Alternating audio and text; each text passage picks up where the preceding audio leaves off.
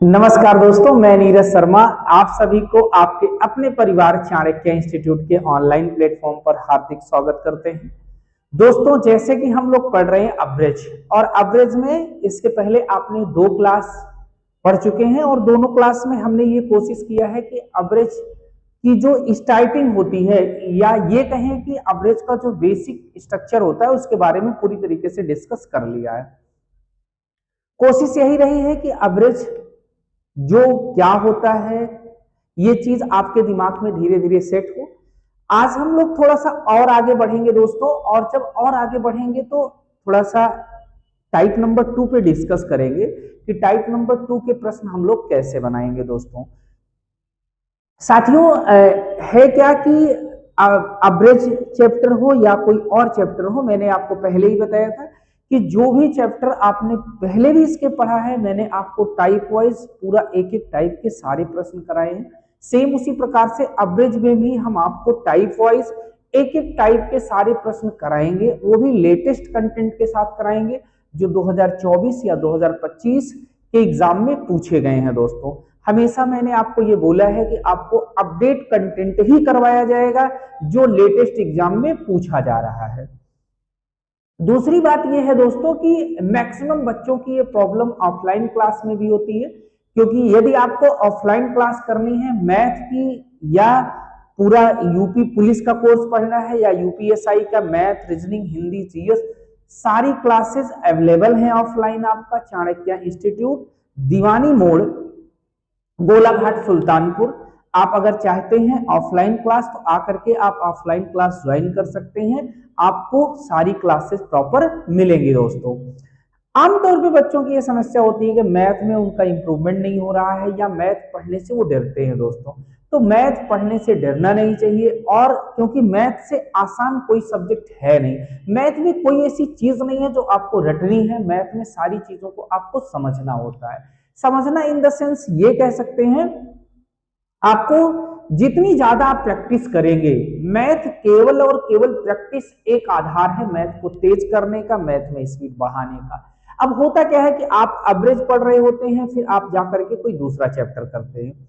मैं आपसे एक चीज बताऊं कि आप एक प्रॉपर प्लान पे काम करो तो मैथ बहुत आसानी से आपको आने लगेगी। उसका सबसे बड़ा कारण यह है कि आपको करना क्या है, जो आपको एक प्रॉपर शेड्यूल बना लेना चाहिए, और किसी भी टीचर से आप पढ़ रहे हो, ये जरूरी नहीं आप मैथ हमी से पढ़ रहे हो, आप किसी भी टीचर से मैथ पढ़ रहे हो। आपको करना क्या चाहिए, जब आप कोई भी चैप्टर शुरू कर रहे हैं तो आप जो टीचर पढ़ा रहा हो जो टाइप, उसी टाइप को जाकर के आपको कमरे पर पुनः लगाना चाहिए। दोस्तों आप जब उसको लगाओगे ना तो आपको ये पता चलेगा कि उसमें क्या चीज ऐसी है जो आपको नहीं आ रही। रिवीजन तो मस्ट है आपको करना। आप रिवीजन करना केवल शुरू कर दीजिए उसी चीज को जो चीज आप पढ़ के क्लास में जाते हैं। आप ऑनलाइन पढ़ रहे हो, आप ऑफलाइन पढ़ रहे हो, कोई दिक्कत की बात नहीं। आप जो टॉपिक पढ़ रहे हो आपको पहले तो उसी पे आपको प्रैक्टिस करनी चाहिए, उसी को लगाना चाहिए। अब बच्चे क्या करते हैं, पढ़ते हैं एवरेज, कमरे पे जाकर के लगाते हैं दूसरा चैप्टर। तो आप पहले तो उस चैप्टर को लगाइए जो आप पढ़ रहे हो, बाद में आप कोई भी और चैप्टर लगाइए, कोई दिक्कत की बात नहीं, लेकिन आपको डेली का रिवीजन उतना होना चाहिए जितना आप क्लास में पढ़ के आते हो। अगर इस प्रकार से आप धीरे धीरे करते हैं तो 5 से 6 महीने पहुंचते पहुंचते आपको ऐसा लगेगा ना कि मैथ में कुछ है ही नहीं है, मैथ तो हमको सब कुछ आ गई जो है। तो आज से ही आप शुरू करिए, लेकिन डेली आप पढ़िए। आप थोड़ा थोड़ा ही पढ़िए, लेकिन उसी को पढ़िए जो आपको पढ़ाया जाता है। अगर आप इस प्रकार से करते हैं एक प्रॉपर शेड्यूल बना करके, तो मैं गारंटी लेता हूं कि अगर आपको मैथ नहीं आती है तो आप आकर के मुझसे शिकायत करिएगा कि सर आपने जो बताया मैंने किया और उसके बाद भी हमको मैथ नहीं आ रही। इतना इजी, इतना आसान भाषा में बताने की कोशिश आपको करता हूं कि कहीं से कोई समस्या नहीं होगी। बस एक बार आप समझने की कोशिश करिए। बस एकदम जैसे है नहीं कि जैसे आप ऑफलाइन क्लास करते हो, सेम उसी प्रकार से मैं ऑनलाइन भी कराता हूं। जैसे ऑफलाइन कराता हूं वैसे ही ऑनलाइन पढ़ाने के तरीके। आप ऑफलाइन आओगे थोड़ा सा और बेहतर ऐसा नहीं है कि मिलेगा आपको प्रॉपर, जैसे ही मैं ऑनलाइन करा रहा हूं वैसे ही ऑफलाइन भी कराता हूं। हाँ बस ये होता है ऑफलाइन में बच्चा सामने होता है और क्वेश्चन पुट कर लेता है जो चीजें उसको समझ में नहीं आती हैं। तो यदि आपको भी ऑफलाइन क्लास की आवश्यकता है तो आप विजिट कर सकते हैं, एक बार जो है आकर के यहाँ ऑफलाइन क्लास की भी डेमो क्लास कर सकते हैं। बाकी आइए हम लोग आज बढ़ते हैं टाइप नंबर 2 पर और देखते हैं कि टाइप नंबर 2 के प्रश्न कैसे आते हैं। दोस्तों आज हम लोग एवरेज का टाइप नंबर 2 करेंगे। क्या करेंगे? टाइप नंबर 2 करेंगे। अब टाइप नंबर 2 में दोस्तों पहला प्रश्न आपके सामने है, 5 संख्याओं का औसत 21 है, यदि प्रत्येक संख्या में 5 जोड़ दिया जाए तो नया औसत क्या होगा। अब यहाँ पे बात ये कर रहा है, कह रहा है कि 5 संख्याएं हैं और 5 संख्याओं का औसत क्या है? 5 संख्याओं का औसत है 21। कितना है दोस्त? 21 है। अब कह रहा है कि प्रत्येक संख्या में 5 जोड़ दिया जाता है। अब इसका मतलब क्या है? ऐसे समझो कि आप 5 मित्र हो और पांचों मित्र के पास एवरेज के रूप में 21 रुपए 21 रुपए 21 रुपए है, तभी एवरेज 21 होगा। अब मैं कहूं प्रत्येक में 5 बढ़ा दिया जाए, 5 के पांचों मित्र को 5 5 5 दे दिया जाए तो आप कहोगे कि अब आपके पास 26 हो गया। पहले 21 था, 5 बढ़ के क्या हो गया? 26। यानी नया एवरेज क्या हो जाएगा? वो 26 हो जाएगा। तो जब प्रत्येक में, एक चीज यहां याद रखना कि क्या बोल रहा है, प्रत्येक संख्या में 5 जोड़ा जा रहा है। अगर प्रत्येक संख्या में जोड़ा जाएगा दोस्त तो एवरेज भी उतना बढ़ जाएगा, यानी नया एवरेज आपका हो जाएगा, नया औसत आपका हो जाएगा। वो क्या हो जाएगा दोस्त? तो पुराने औसत में जितने की वृद्धि हो रही है प्रत्येक में उतना आप जोड़ देंगे तो नया औसत आपका हो जाएगा 26 हो जाएगा, यानी कि बी ऑप्शन आपका क्या हो जाएगा? राइट आंसर हो जाएगा।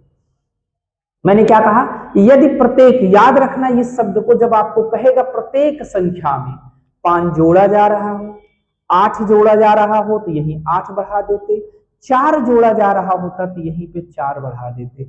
मतलब प्रत्येक संख्या में जितना जोड़ा जाएगा औसत भी उतना क्या हो जाएगा दोस्त? बढ़ जाएगा। यानी पहले औसत 21 था, प्रत्येक में 5 जोड़ा गया तो औसत क्या हो गया? 26 हो गया। अगर प्रत्येक में यही 5 के बजाय 4 जोड़ा जाता तो यहाँ पे आप क्या जोड़ते? 4। यही 8 जोड़ा जाता तो 8 जोड़ते, 10 जोड़ा जाता तो 10 जोड़ते। बात एकदम कंफर्म होगी, कहीं से कोई दिक्कत की बात नहीं। आइए दोस्तों एक और बेहतरीन प्रश्न आपके सामने है, इसको देखते हैं क्या है। 12 संख्याओं का औसत 25 है, यदि प्रत्येक संख्या में 6 जोड़ा जाता है तो नया औसत क्या होगा। यानी आप ये देख रहे हैं कि 12 संख्याओं का औसत क्या है तो आप कहोगे 25 है। 12 संख्याओं का औसत कितना है दोस्त? तो आप कहोगे 12 संख्याओं का औसत 25 है। फिर यहाँ पे वही प्रश्न कह रहा है, क्या चीज कह रहा है? कह रहा है कि प्रत्येक संख्या में, क्या कह रहा है? प्रत्येक संख्या में 6 जोड़ा जाता है। तो बस वही बात है कि अगर प्रत्येक में 6 जोड़ा जाता है तो औसत भी 6 बढ़ जाएगा, यानी नया औसत क्या हो जाएगा? आप कहोगे नया औसत आपका हो जाएगा, वो क्या हो जाएगा भाई?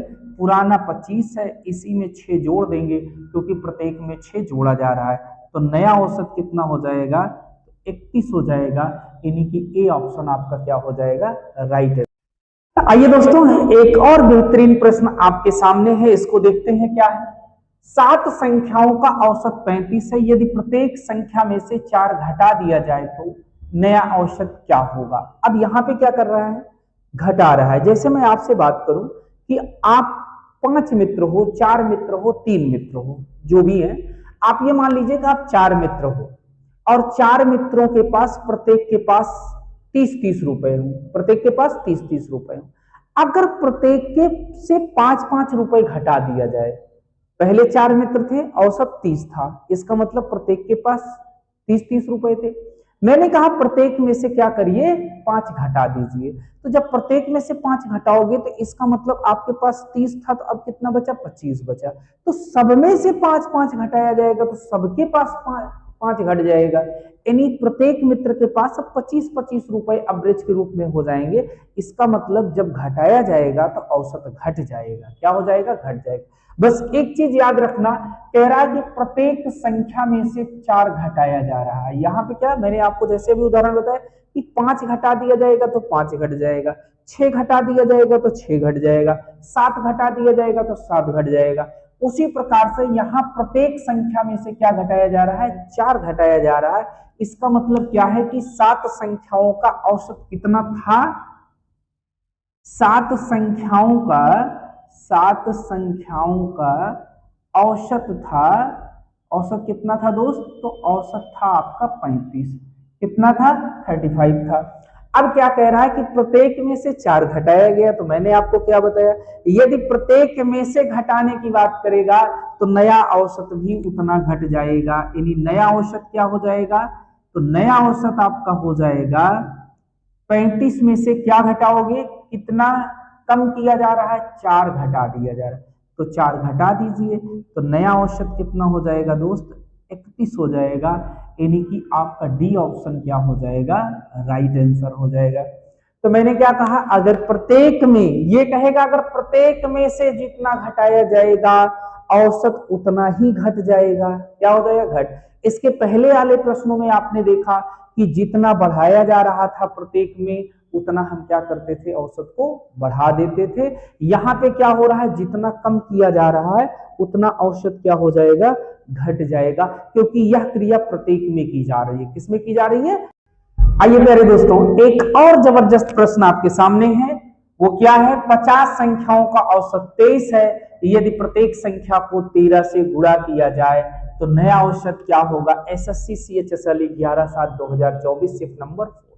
मैंने आपको क्या बताया कि यहाँ पे आपसे ये भी कह सकता है प्रत्येक में से जोड़ा जाए तो आप क्या करोगे, जोड़ दिया गया। प्रत्येक में से घटाया जा रहा है जितना उतना आप क्या करोगे, घटा दोगी। अब बात कर रहा है यहाँ पे कि प्रत्येक संख्या को 13 से गुणा किया जाए। शब्द वही यूज किया है, क्या किया है, प्रत्येक संख्या को। यहां बात किया है 13 से गुणा किया जाए। क्या किया जाए, गुणा। अब एक उदाहरण समझिए, मान लीजिए आप 5 मित्र हो और पांचों के पास 20-20 रुपए हो। अब आप क्या करिए, उन सब को क्या करिए, 5 से गुणा कर दीजिए। यानी आपके पास 20 थे, औसत में 5 से गुणा कर दिए तो 20 पंचे 100 आपके पास भी हो गया। यानी प्रत्येक मित्र के पास कितने हो गए, अब 100 हो गए। तो नया औसत क्या हो गया, 100 हो गया। सेम उसी प्रकार से यहां बात कर रहा है। क्या कह रहा है दोस्तों, जरा ध्यान से सुनिए। तेरा 50 संख्याओं का औसत 23 है। कोई बात नहीं भाई, लिख लेते हैं। क्या लिख लेते हैं, 50 संख्याओं का औसत 23 है। 50 संख्याओं का औसत क्या है, औसत है दोस्त 23। अब कह रहा है कि प्रत्येक संख्या को 13 से गुणा किया जा रहा है। यदि प्रत्येक संख्या को 13 से गुणा किया जाएगा तो औसत भी 13 गुना बढ़ जाएगा। यानी दोस्तों आपका नया औसत क्या हो जाएगा, तो नया औसत आपका हो जाएगा, पुराने औसत में 13 से गुणा कर देंगे, क्योंकि प्रत्येक संख्या को 13 से गुणा किया जा रहा है तो औसत भी 13 गुना क्या हो जाएगा, बढ़ जाएगा। तो आइए दोस्तों, 13 3 39 हासिल है 3, 13 दूना 26, 26 और 3 क्या हो जाएगा, 26 3 29 हो जाएगा। यानी नया औसत जो होगा वो क्या होगा, तो आप कहोगे 299 होगा। 299 का मतलब ए ऑप्शन आपका क्या हो जाएगा, राइट आंसर हो जाएगा। अगर हमसे पढ़ने के बाद आप सवाल को देख करके उत्तर नहीं बता पा रहे हैं दोस्तों, आप धीरे धीरे मेरे साथ क्यों लगे रहिए। मैं गारंटी लेता हूं जैसे आपको पिछले चैप्टर में हुआ है सेम उसी प्रकार से अब्रेज में भी होगा। जिस दिन आप अब्रेज खत्म करेंगे उस दिन आप कहोगे कि सर पूरा पूरा अब्रेज, एक एक सवाल और एक एक टाइप आपको इतने बेहतरीन तरीके से समझ में आ जाएगा, कहीं से कोई दिक्कत की बात नहीं रहेगी। प्यारे दोस्तों, बस केवल और केवल आप मेरे साथ बने रहिए। यदि आप बने रहते हैं डेली तो मैं गारंटी लेता हूं आप याद करोगे कि आपको किसी ने मैथ पढ़ाया। आइए प्यारे दोस्तों, एक और जबरदस्त प्रश्न आपके सामने है, इसको भी देखते हैं क्या है। 10 संख्याओं का औसत 40 है। यदि प्रत्येक संख्या में 8 से भाग देकर एक नया समूह बनाया जाए तो नए समूह का औसत क्या होगा। आपने देखा ना, जोड़ने वाली क्रिया देख लिया, घटाने वाली क्रिया देख लिया, गुणा वाली क्रिया देख लिया, अब बात आ गई भाग की। यानी इसका मतलब है 4 के चारों पे प्रश्न पूछे जाते हैं, जोड़ घटाओ गुणा भाग। अब देखिए क्या कह रहा है, 10 संख्याओं का औसत क्या है, 40 है। 10 संख्याओं का औसत क्या है दोस्त? तो 10 संख्याओं का औसत है 40। औसत क्या है? 40। अब कह रहा है कि प्रत्येक में 8 से भाग, किसमें कह रहा है? प्रत्येक संख्या, ध्यान दीजिएगा यहां पे क्या कह रहा है, कह रहा है कि प्रत्येक संख्या में 8 से भाग देकर, अगर प्रत्येक संख्या में, जैसे एक उदाहरण समझिए, मान लीजिए आप 3 मित्र हो, औसत के रूप में प्रत्येक के पास 100-100 रुपए हैं, इन्हीं तीनों लोगों के पास 100-100 रुपए हैं। अब बात हम आपसे ये कह रहे हैं कि यदि प्रत्येक संख्या में 10 से भाग कर दिया जाए, तो औसत के रूप में अगर आपके पास 100-100 रुपए हैं और मैंने 10 से भाग कर दिया, तो आपका हिस्सा जो 100 था उसको 10 से भाग किए तो कितना आ गया? 10। अगले को भी 10 से भाग किए तो क्या आ गया? 10। अगले को भी 10 से भाग किए 100 को, तो क्या आ गया? 10। यानी आपने ये देखा, जो 100-100 रुपए तीनों लोगों के पास थे वो कितने हो गए? 10-10 रुपए हो गए। इसका मतलब नया औसत जो हुआ वो 10 आ गया। इसका मतलब क्या है कि जो पुराना औसत था उसी को 10 से डिवाइड कर दिए, ठीक है ना। अब यहाँ पे जो कह रहा है वो क्या कह रहा है? कह रहा है कि 10 संख्याओं का औसत 40 था, यदि प्रत्येक में 8 से भाग किया जाए तो नया औसत क्या हो जाएगा? नया औसत हो जाएगा, नया औसत, पुराने औसत को क्या करोगे? 8 से भाग कर दोगे, क्योंकि 8 से भाग किया जा रहा है। 8 पंचे 40, यानी नया औसत हो जाएगा 5, यानी कि सी ऑप्शन आपका हो जाएगा राइट आंसर। तो आपने यहाँ 4 बातों को अभी तक जाना। 4 बातों में क्या जाना? जब प्रत्येक संख्या में जोड़ा जाएगा तो औसत उतना ही बढ़ेगा जितना जोड़ा जा रहा है। प्रत्येक संख्या में से यदि घटाया जा रहा है तो औसत उतना ही घटेगा जितना घटाया जा रहा है। यदि प्रत्येक संख्या में किसी पार्टिकुलर संख्या से मल्टीप्लाई किया जा रहा है, जैसे मैंने कहा कि अगर मान लो n से मल्टीप्लाई किया जा रहा है तो औसत भी n गुना बढ़ जाएगा, मतलब n से उसमें भी मल्टीप्लाई कर देंगे औसत में।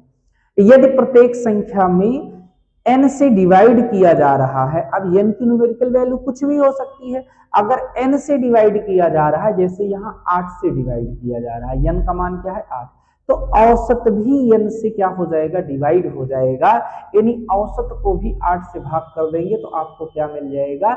नया औसत प्राप्त हो जाएगा। बस याद रखना, प्रत्येक संख्या जरूर लगा हो, प्रत्येक संख्या में भाग किया जा रहा हो, या प्रत्येक संख्या में गुणा किया जा रहा हो, या प्रत्येक संख्या में जोड़ा जा रहा हो, या प्रत्येक संख्या में घटाया जा रहा हो। तो जब ये ऐसा कहेगा तो जोड़ने की बात करेगा तो जोड़ देना, घटाने की बात करेगा तो घटा देना, किसको? औसत को। और गुणा की बात करेगा तो औसत को उससे गुणा कर देना, और भाग की बात करेगा तो औसत को उसी संख्या से भाग कर देना। आइए आगे बढ़ते हैं और चीजों को समझते हैं कि और कैसे प्रश्न इसमें बनाए जाते हैं। आइए दोस्तों, एक बहुत ही बेहतरीन प्रश्न आपके सामने लिखा गया है, इसको देखते हैं क्या है। यदि 20, 25, p+1, 2p+5 और p+11 का औसत 22 है तो p का मान क्या होगा? तो आइए, आपको क्या दिया गया है? आपको दिया गया है 20, 25 और p+1, क्या है? p+1 है, कॉमा 2p+5, 2p+5 और क्या है? p+11 है।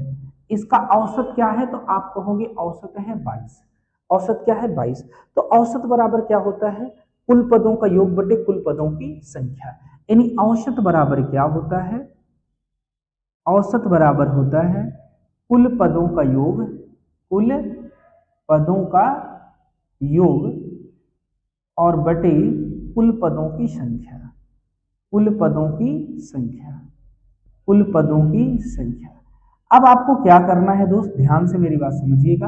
औसत तो आपको दिया गया है, औसत कितना दिया गया है? 22 दिया गया है, और आपको कुल पदों का योग, आपको कुल पदों का योग दिया, इसको जोड़ लेंगे, और कितने पद हैं? 1, 2, 3, 4, 5 है।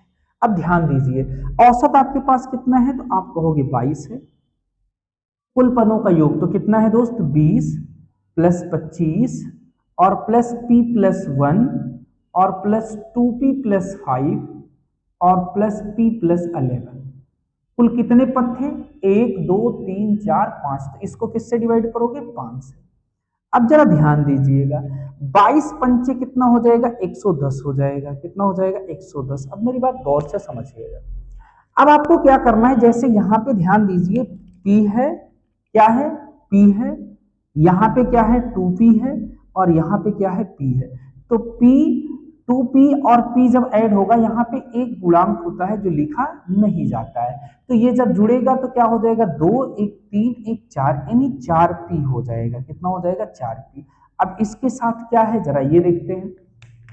अब इसको जोड़िए, ये क्या हो जाएगा आपका, 11 1 12, 12 5 17, 17 में 20 जोड़ोगे, 17 में 20 जोड़ोगे तो क्या हो जाएगा, 20 + 17 37 हो जाएगा। 37 में 25 जोड़ोगे, 37 में जब 25 जुड़ेगा तो पहले 37 में 5 जोड़ दो, तो 37 5 क्या हो जाएगा, 42 हो जाएगा। 42 में 20 जोड़ोगे तो क्या हो जाएगा, 62 हो जाएगा। यानी ये क्या आ गया, 62 आ गया। क्या आ गया, 62। आपने किसको किसको जोड़ा, 25 20, 25 20 45, 45 और 5 50 हो जाएगा। 50 और 11 61 हो जाएगा। 61 और 1 यहाँ था तो क्या हो गया, 62 हो गया। बात एकदम क्लियर है भाई। आ जाओ, अब 62 को आप क्या करोगे, इधर भेजोगे। इस 62 को कहाँ भेजोगे, इधर। तो ये हो जाएगा 110 में से क्या करोगे, 62 को माइनस कर दो, तो ये हो जाएगा 4P हो जाएगा। अब मेरी बात ध्यान से समझना, आगे क्या होने वाला है दोस्त, आगे ये होने वाला है 110 में से जब 62 माइनस होगा तो कितना बचेगा, तो आप देखिए पहले 100 में से 62 माइनस कर लो। जब 100 में से 62 माइनस करोगे तो 38 बचेगा, और 10 इधर है, तो 38 10 48, 48 बराबर कितना हो जाएगा, 4P। अब 4 से इसको काट लो, 4 × 4 4 दूनी 8, यानी P बराबर क्या हो जाएगा, 12 हो जाएगा। P का मान क्या हो गया, 12। आपसे पूछा क्या है, आपसे कह रहा है P का मान बताइए क्या होगा। P का मान आप क्या बताओगे, 12, यानी कि डी ऑप्शन आपका क्या हो गया, राइट आंसर हो गया। कहीं से कोई दिक्कत नहीं, मैंने फुल डिटेल करा दिया है आपको। ऐसे ही सवाल को बनाना भी है, और इसका बहुत ज्यादा आप शॉर्टकट के चक्कर में मत पड़िएगा। आप जब ऐसे सवाल दिखाई पड़े, अब देखो ये फॉर्मूला आपको बार बार लिखना नहीं है, आप डायरेक्ट इसको जोड़ करके, अब एग्जाम अप्रोच आपकी इसकी क्या होगी, अगर आप इस सवाल को एग्जाम में बना रहे हो तो कैसे बनाओगे, कितने कम समय में बना ले जाओगे, ध्यान से देखना। आपको सबसे पहले क्या कर लेना है कि आपको ये पता होना चाहिए, औसत बराबर कुल पदों का योग बटे कुल पदों की संख्या। तो अब आपका क्या करेंगे कि पद कितने हैं, 5, तो 22 में 5 से गुणा कर लोगे, 110 आ जाएगा बराबर। अब इसको यहीं पे जोड़ करके हम फट से लिख लेते हैं। जब इसको आप जोड़ोगे तो अभी देखिए ये आपका जब जुड़ा था 25 20 1 5 और 11, तो कितना आ गया था, 62 आ गया था। और P और 2P और P जुड़ेगा तो कितना हो जाएगा, 4P हो जाएगा। तो 4P बराबर कितना हो जाएगा, ये इधर आएगा माइनस हो जाएगा, 48 हो जाएगा। तो P का मान क्या आ गया, 12 आ गया। बस केवल इतना सा काम आपको करना है एग्जाम में, केवल सवाल को बनाने के लिए। यानी विदिन 5 सेकेंड, बहुत ज्यादा से ज्यादा 10 सेकंड के अंदर ये सवाल आसानी से आपका ऐसे बन जाएगा। बस आपको पूरा डिटेल आना चाहिए कि कैसे इसको हम लोग बनाते हैं। साथ आइए प्यारे दोस्तों, एक बहुत ही बेहतरीन प्रश्न आपके सामने है, ध्यान से इसे समझिएगा। क्या कह रहा है, 3 की घात 20, 3 की घात 30 और 3 की घात 40 का औसत ज्ञात कीजिए। सिलेक्शन पोस्ट 3/8/2022 शिफ्ट नंबर 3 में पूछा गया। अब ऐसे सवाल जब आते हैं ना तो बच्चे तुरंत सोचने लगते हैं अब इसका औसत कैसे निकलेगा। तो ध्यान से मेरी बात समझिएगा। औसत बराबर क्या होता है, औसत बराबर होता है, औसत बराबर होता है कुल पदों का योग। क्या होता है, कुल पदों का योग और बटे कुल पदों की संख्या। क्या होता है, कुल पदों की संख्या, कुल पदों की संख्या। अब मेरी बात ध्यान से समझिएगा, यहां आपको निकालना क्या है, आपको निकालना है भैया औसत निकालना है। आपके पास पद क्या क्या है, 3 की घात 20 है, प्लस 3 की घात 30 है, और प्लस 3 की घात 40 है। कुल कितने पद हैं, 1 2 3 पद हैं, तो 3 से क्या करोगे, भाग कर लोगे। अब सोच में पड़ गए होंगे कि कैसे सॉल्व होगा, तो मेरी बात ध्यान से समझिएगा। आपको एक बात बता रहा हूं, ध्यान से सुनिएगा। 3 की घात 20 है, इसको आप ऐसे लिख सकते हो भैया, कैसे, 3 × 3 की घात 19 लिख सकते हैं। आप कहोगे बिल्कुल सही बात है। आपके पास 3 की घात 30 है, आप इसे लिख सकते हैं 3 × 3 की घात 29 लिख सकते हो, क्योंकि इसकी घात 1 है, जुड़ जाएगा पुनः वही चीज आ जाएगा। और 3 की घात जो 40 है, इसको आप लिख सकते हो 3 गुणे 3 की घात 39। आप कहोगे सर जी बिल्कुल सही बात है, इसमें कोई दिक्कत की बात नहीं है। तो दोस्तों अगर यहाँ पे इसको लिखा जाए 3 गुणे 3 की घात 19, इसको लिखा जाए 3 गुणे 3 की घात 29 और इसको लिखा जाए 3 गुणे 3 की घात 39, तो आप देखोगे 3 यहाँ भी है, 3 यहाँ भी है, 3 यहाँ भी है। यानी मैं ये कर दूं कि भाई 3 को कॉमन ले लेता हूं, तब क्या बचेगा, तो एक एक घात क्या हो जाएगी, कम हो जाएगी। यहाँ देखो एक एक घात कम हो गई ना, 3 यहाँ भी था, 3 यहाँ भी था और 3 यहाँ भी था, 3 को आपने क्या किया, कॉमन ले लिया। तो क्या बचा, 3 की घात 19, 3 की घात 29 और 3 की घात 39 बटे क्या हो जाएगा दोस्त, तो आप कहोगे 3 हो गया। 3 से 3 क्या हो गया, कैंसिल हो गया। अब आपके पास जो बचा है वही तो एवरेज है, वही तो एवरेज है भैया, बोलिए हाँ या ना। आप कहेंगे सर जी बिल्कुल सही बात है, 3 की घात 19, 3 की घात 29 और 3 की घात 39 कहाँ दिख रहा है साहब, जरा देखिए तो। 3 की घात 19, 3 की घात 29 और 3 की घात 39, यानी डी ऑप्शन में आपको दिख रहा है। तो डी ऑप्शन आपका क्या हो जाएगा, राइट आंसर हो जाएगा। कहीं से कोई दिक्कत हो तो बताइए आप जो है। तो प्यारे दोस्तों, प्यारे साथियों, आप लोगों को ये क्लास कैसे लगी एक बार जरूर कमेंट करके आप बताइएगा। कोशिश वही है जो लगातार चलती आ रही है, ना आपको रुकने देंगे ना थकने देंगे, जब तक कि आप सफल नहीं हो जाएंगे। लगे रहिए डेली मेरे साथ, आपको डेली एकदम बेहतरीन अपडेट कंटेंट के साथ मैं आपको अपडेट करा रहा हूं दोस्तों। जब तक अपडेट टाइप वाइज खत्म नहीं हो जाता है, तब तक मैं आपको कंप्लीट डेली आपको एक क्लास मिलती रहेगी। आप डेली पढ़ते रहिए, कोई डाउट हो तो आप कमेंट करके बताते रहिए। कोशिश वही है कि अपडेट प्रश्न, अपडेट एकदम लेटेस्ट जो एग्जाम में सवाल पूछे गए हैं उन्हीं के साथ आपसे मेरी मुलाकात हो रही है दोस्तों। बस आपसे बस थोड़ी सी उम्मीद और थोड़ी सी सहयोग की अपेक्षा है। वो सहयोग की अपेक्षा यही है, यदि आपको क्लास पसंद आती है तो दोस्तों इसे शेयर भी कर दिया करिए और अपने मित्रों को जोड़िए। आपसे कुछ और अतिरिक्त नहीं मांगा जा रहा है, बस अगर आपको पसंद आता हो तो चैनल को लाइक और सब्सक्राइब करिए और लोगों को जोड़िए। आपको मैं डेली कुछ ना कुछ बेहतर करने के लिए बेहतर कोशिश कर रहा हूं, तो आपके सहयोग से मेरा मोटिवेशन बढ़ेगा। जब आप लाइक करके और कमेंट करते हो और अपने साथियों तक ये वीडियो अगर आप पहुंचाएंगे तो दोस्तों थोड़ा सा हमें भी अच्छा लगेगा, थोड़ा सा पॉजिटिव मोटिवेशन मिलेगा। बस केवल एक मोटिवेशन आपसे मिलेगा, उस मोटिवेशन से हम और बेहतर करने की कोशिश करेंगे दोस्तों। तो साथियों, आपसे बस एक छोटा सा सहयोग की उम्मीद करते हैं, उस पर आप लोग हम उम्मीद करेंगे कि आप लोग उसको जरूर करेंगे। साथियों, मिलते हैं नेक्स्ट सेशन में और एक बेहतरीन सीरीज के साथ। डेली आपसे मुलाकात मेरी होती रहेगी और अगर आपको मेरी क्लास पसंद आती है और अगर आप ऑफलाइन क्लास करना चाहते हैं दोस्तों, तो आप मेरे सेंटर का विजिट कर सकते हैं। ऑफलाइन क्लासेस यहाँ प्रॉपर चल रही हैं, चाहे आप यूपी पुलिस की तैयारी कर रहे हो, चाहे आप यूपीएसआई की तैयारी कर रहे हो, चाहे आप एसएससी का कोई एग्जाम देना चाहते हो, चाहे आप रेलवे का कोई एग्जाम देना चाहते हैं, रेलवे ग्रुप डी से लेकर के सारी क्लासेज आपको मिल रही हैं प्यारे साथियों। तो आप आकर के ऑफलाइन क्लास भी ज्वाइन कर सकते हैं दोस्तों। यदि कहीं से कोई त्रुटि लगती होगी तो आप एक बार कमेंट करके जरूर बताइएगा।